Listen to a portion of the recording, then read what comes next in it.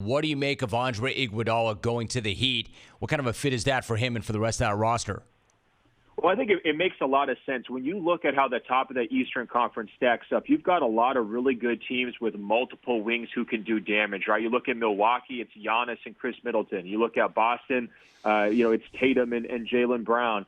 Even if you look at Toronto, it's, Pascal Siakam and OG Anunoby. And so you just need to have depth at that position. And I think what we're seeing from Miami this year, it's been an incredible season. They're getting, great contributions up and down the roster, but there is a lot of burden on Jimmy Butler. And I think in those playoff matchups, it's going to be a question of like how many different guys was he going to be able to guard by himself, right? So having an extra set of hands with Iguodala, just gives them a nice perimeter duo they can use to put on those other wings in the Eastern Conference. And I think to me, it just signals this idea that Pat Riley is just ready to go for it a little bit here. We had a big question, who was going to be aggressive at this year's deadline. There's no super team Golden State Warriors hanging over everything. So who wants to make a move for now? Who wants to kind of go all in a little bit? And I think that's what we're seeing from Miami. They like their positive momentum they've developed so far during the season, and I think they're just trying to ride that wave.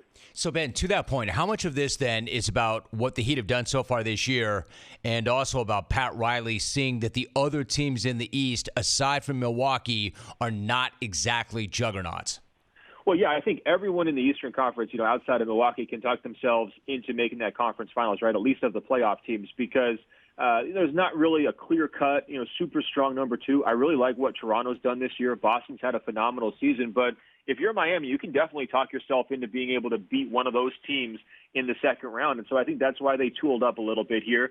With Iguodala, they're going to get not only a versatile defensive player, but a ball handler, a guy who can run the offense a little bit. And Miami's had a non-traditional offense this year. They run some through Jimmy Butler. They run some through their center, Bam Adebayo. So it's always helpful to have an extra ball handler, but also the guys who were here in Los Angeles last night, whether it was Jimmy or Bam, they were both speaking about Iguodala's experience factor, the fact that he's won titles with the Golden State Warriors in the recent past, the fact that he's, played on the highest stage against the very best players, guys like LeBron James and big-time postseason matchups. And you look at that, Miami roster really outside of Jimmy, in terms of their core players, they don't really have a lot of that playoff experience factor, guys who have been on the biggest stages. And so I think they're going to lean on Iguodala for that too. In fact, Ben, to that point also, he's not a young guy anymore. We know this, but at the same time, he's effectively been resting all season. So what do you expect to see from him in the regular season? And then to your point, more importantly, what do you expect in the playoffs? No, I'm glad you raised that, Jim, because I think people look at that name and they say, oh, this is like a home run move for Miami, a big game changer. I'm not totally sold there. If you look back at his last four seasons with Golden State, he missed an average of 14 games. A lot of times that's due to either injury or just load management. He's sat out this entire season, so he hasn't played competitively since June, and he's deep into his 30s as well. And I think we've also seen an issue, even though they were resting him in Golden State, he would get some nagging injuries in the postseason. He was struggling through some stuff against the Blazers in last year's Western Conference Finals. You'll remember he missed some time 2 years ago in the Western Conference Finals against Houston. In that series, they almost lost.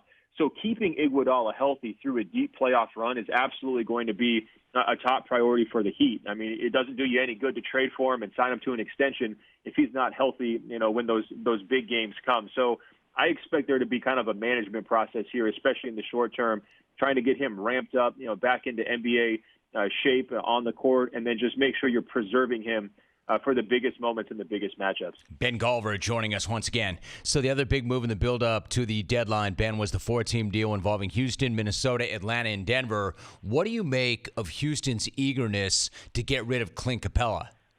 Well, Jim, I looked at them as the most desperate team to make a trade heading into the deadline. I would spend some time down there last month, and the vibe was just off, right? I mean, they weren't where they thought they would be. Obviously, they entered this season with championship expectations, thinking that James Harden and Russell Westbrook was going to be able to, carry a team deep into the playoffs.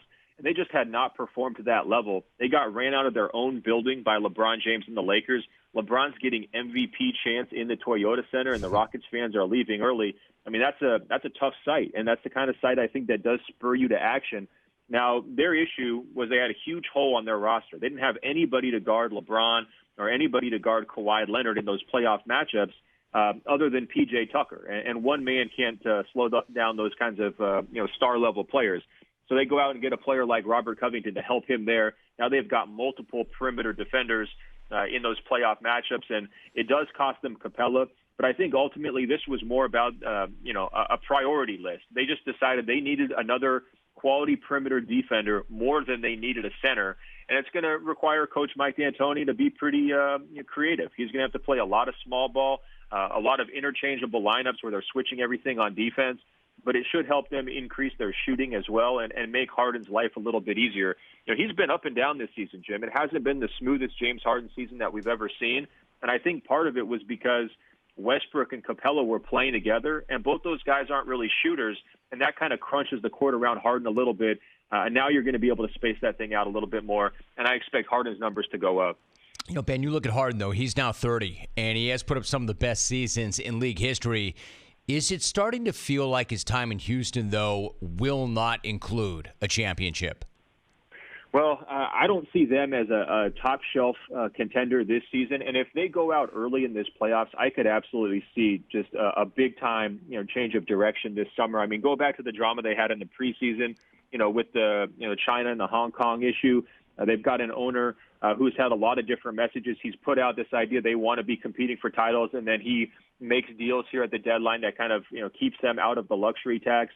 To me, that pairing between James Harden and Russell Westbrook just isn't as good as the other pairing was with James Harden and Chris Paul. And so I do think that they're kind of running up the hill at this point. I don't necessarily see the vision for how they pull this thing back together. But it's not just about them, Jim. I mean, we got some really good teams in the NBA right now. Both the Clippers and the Lakers, to me, are certified championship contenders this season at this point. And the Milwaukee Bucks, whether you look at offense, defense, how dominant they are, the double-digit victories and everything else, these guys are an absolute juggernaut, so it's no shame if you lose to them.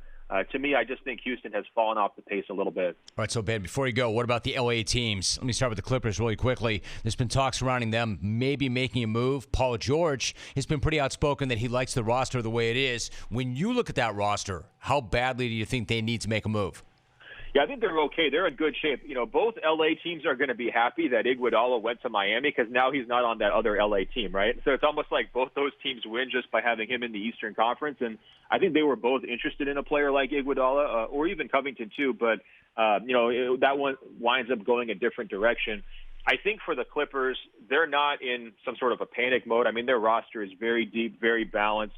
They have an excellent record despite having a lot of injury issues this year. If they were going to do anything, I think it might be to look at that center position and try to maybe find a little bit more of a versatile option. Tristan Thompson's name has been floated out there this week. But, like you mentioned, both Paul George and now Kawhi Leonard have said they love the roster where things are. They want to keep it going, full speed ahead. So that could, indicate a relatively quiet deadline for them. Hey, Ben, I got about 60 seconds. Is Kyle Kuzma coming or going? I think he's staying. If I was the Lakers, I would be real hesitant to shake anything up right now, right? I mean, they went through a legit traumatic event last week. There's no ifs, ands, or buts about that, and it shook the whole organization. You could see it from LeBron James on the court when he's paying tribute to Kobe Bryant, how emotional he was, how shaken up Anthony Davis was. To me, they've had excellent chemistry all season long. And when I look at that group, why are you going to shake it up? Why are you going to make kind of a change to your core your core group there at such a difficult time when your chemistry has been solid and you can kind of count on it down the stretch? If I were them, I'd be trying to get a player like a Darren Collison, not even worry about the trade deadline. Just do everything you possibly can to pursue him as an extra ball handler. And I would leave the rest of the roster and the rotation as is.